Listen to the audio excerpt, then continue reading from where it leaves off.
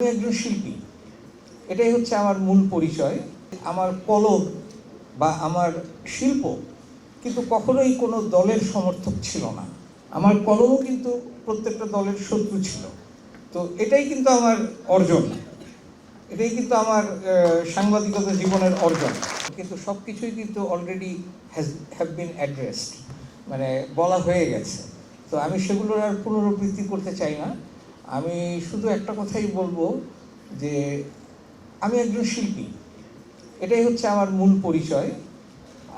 আমি একসময় সাংবাদিকতাও করেছি, তো তার আগে আমি সেনাবাহিনীতে ছিলাম। তো আমি যে কথাটা বলতে চাই যে আমার কলম বা আমার শিল্প কিন্তু কখনোই কোনো দলের সমর্থক ছিল না, যে কারণে আমি কিন্তু কারো কাছ থেকেই, কোনো দলের কাছ থেকেই কিন্তু মানে সাপোর্ট পাইনি, এবং আমি প্রত্যেকটা দলেরই কিন্তু শত্রু ছিলাম। আমার কলমও কিন্তু প্রত্যেকটা দলের শত্রু ছিল।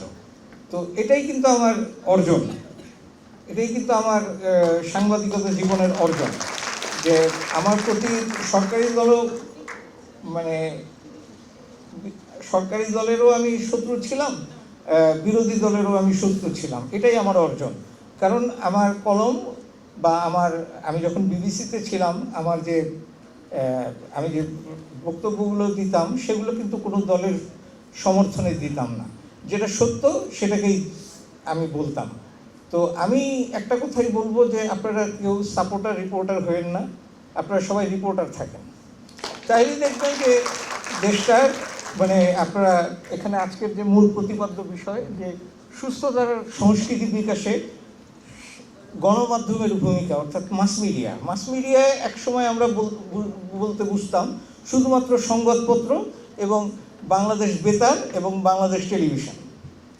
কিন্তু এখন কিন্তু মাস মিডিয়াটা এত ছোট্ট আকারে বলতে ব্র্যাকেটেড না, এটা এখন এর মধ্যে এখন অনেকগুলো বেসরকারি টেলিভিশন চ্যানেল ঢুকে গেছে, স্যাটেলাইট মিডিয়া ঢুকে গেছে, তারপরে সোশ্যাল মিডিয়া ঢুকে গেছে, ইউটিউব ঢুকে গেছে। তো এই সবগুলোরই কিন্তু একটা হচ্ছে কিন্তু গণমাধ্যম এখন। তো এটা একটা বিশাল ক্যানভাস। এই ক্যানভাসের সবারই উচিত যে আপনারা সুষ্ঠু এবং সুস্থ সংস্কৃতির চর্চা করুন, তাইলেই আপনাদের আমাদের যে মূল যেটা আমরা অর্জন করতে চাই সেটা আমরা অর্জন করতে পারব।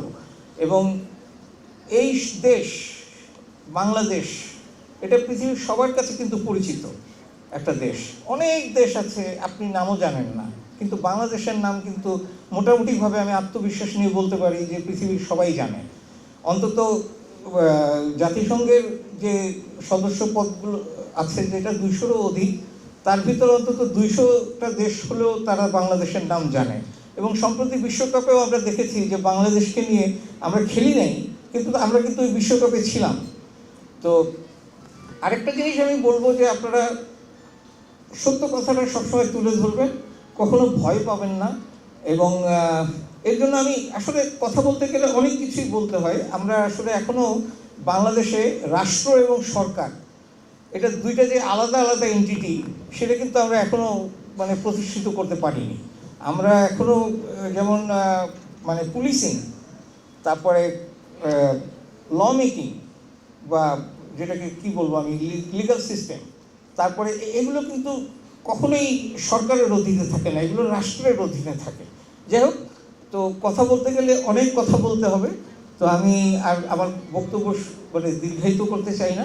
আমি শুধু একটা কথাই বলে আমার বক্তব্য শেষ করব, যে সত্য কোনো বিকল্প নেই। ধন্যবাদ।